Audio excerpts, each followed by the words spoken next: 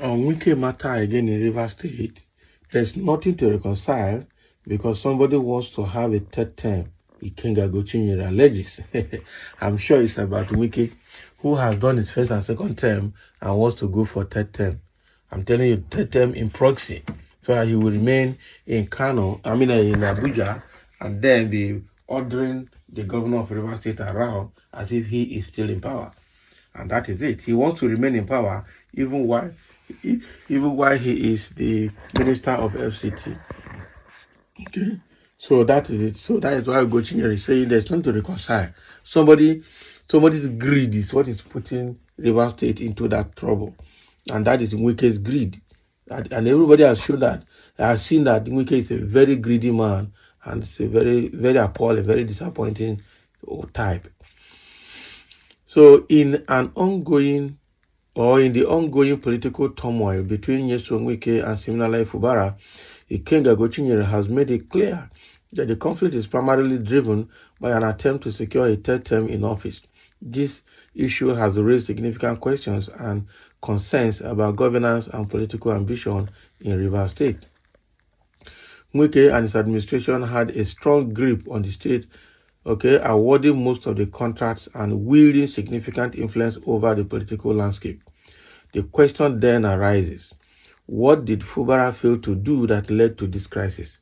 According to Gochinyere, there is nothing to reconcile here because somebody wants a third term. He suggests that the answer lies in the overbearing, autocratic, or perhaps even greedy tendencies of those in power. Exactly. So despite having control over the commissioners, the House of Assembly members, the House of Representative members, and the governors, the crisis emerged. Gochinyere pointed out, he questioned how a state like Rivers, with its vast resources and significant population, could be controlled or manipulated so easily. Historically, those who have led the Rivers State have done so with a degree of respect and statesmanship, allowing for a smooth transition of power. This precedent makes the current conflict all the more perplexing. It appears that the primary actors involved did not establish the democratic principles they now seem to disregard. So the crux of the matter lies in the ambition for a third term, which is driving the wedge between Wike and Fubar. This ambition disrupts the established democratic processes and creates an unnecessary crisis in a state that should be focused on development and governance. The political leaders in Rivers State must remember their roles as public servants and prioritize the well-being of the state over personal ambitions, Ikenga said. So in conclusion, the conflict between Wike and Fubar is not just a political squabble, but a significant issue rooted in the desire for extended power. This desire undermines the democratic foundations of Rivers State and poses a threat to its stability and growth.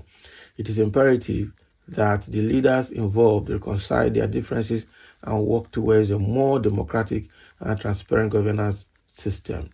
Exactly. What you are just saying the truth here. What is causing problem in Rivers State is because Wike wants to still have control over the resources in Rivers State. Even though he is there as a FCT minister, he still want to be an emperor. So he thought that Fubar would be a puppet. No, when you look at Fubar from a distance, you think that Fubar will be a puppet, somebody that can be controlled and managed, somebody will just be pressing pom-pom and he will answer. That was what Wike thought. So Wike got perplexed, got disappointed, and got surprised that this is not the same Fubar, that we're all working together and he behaved like Mumu all the time. Now, it's the same Fubar that had turned tiger like this. He least expected it. In fact, Fubar and Wike is so disappointed that he's so aggrieved and pained in his heart that this boy I thought I would be able to control is now getting very tough for anybody to talk to, even me.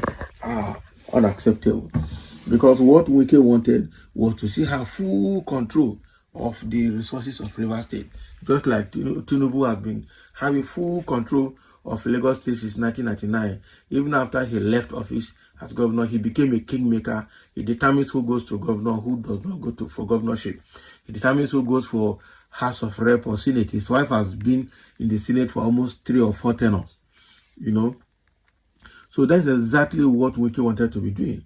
But Fubar said, no, we can't continue like this. River State people need to be free. River State people need development. River State people actually, as a governor, I should have free hand to operate, even if you help me to become governor. That doesn't mean that I should become a puppet in your hand. Allow me to operate while you move on. After all, when Odile left and handed to Mehia, okay, there was no friction. And when Amechi took over from there was no friction. And when Amechi handed over to Wike, there was no friction. And when Wike entered, he dismantled all the structures he met and put his own structures to be able to run. And nobody questioned him. Amechi did not in any day interfere with Wike's government. Peter Dili, who was the first governor since 1999, till today has never interfered with anybody's regime that came after him. So why is Wike wanting to continue to maintain serious grip on River State? It's very bad. And that is why Ugochinyere is saying that this is almost like third-term ambition.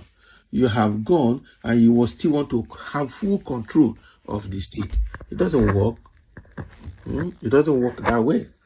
So it is greed, one man's greed, one man's ambition, one man's drive for absolute power is what is putting River State in that condition. And that's why I'm saying that there's nothing to reconcile here. It is the ambition of one man, the greed of one man that is putting River State in that situation. And who is that one man? We all know him. It's Wike. And that is why right now, the way it is, even his own people in Obiakpo local government have hated him so much. He's not hated in a way that if he's not taken, they will stop him from coming to River State any day. Okay, we know that he has all those political thugs that he has given power, made them local government chairmen, made them commissioners, made them members of the State House of Assembly. But now, I'm sure, even made them traditional rulers. But I'm sure now that Fubar has succeeded in removing all of that structure. And there's nothing they can do. The only thing perplexing here is that police is just taking side, the way they are taking side in Kano. How can police go and lay siege, the local government council, saying that until court finishes the case, that is when they will leave? Why?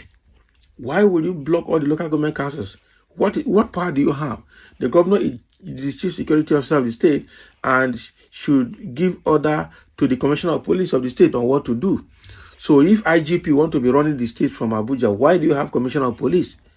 These people, sometimes the way Nigerians behave, it makes me think that, even that means even the IGP himself, if he has the opportunity of becoming the president today, he's going to be a dictator. Yeah?